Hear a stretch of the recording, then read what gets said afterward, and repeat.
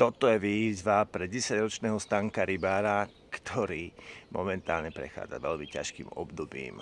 Jeho mamina je veľmi chorá. Stanko, toto je výzva na teba. Poď mi pomôcť a ukážme ľuďom, ako sa dá. Ako sa dá na rybačke oddychnúť si, ako sa dá načerpať energia, ako sa tam dá tešiť z každej maličkosti.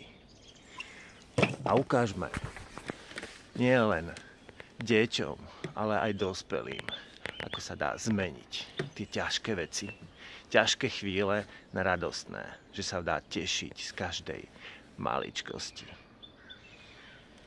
Toto je výzva na teba, aby si bol tou oporou všetkým okolo seba, tým, že im budeš dodávať nádej, že keď to zvládol si ty, že to zvládne každý.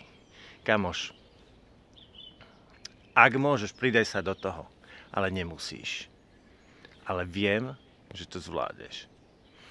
Tak je teraz sa rada na teba a daj vedieť, ako sa rozhodol. Čau.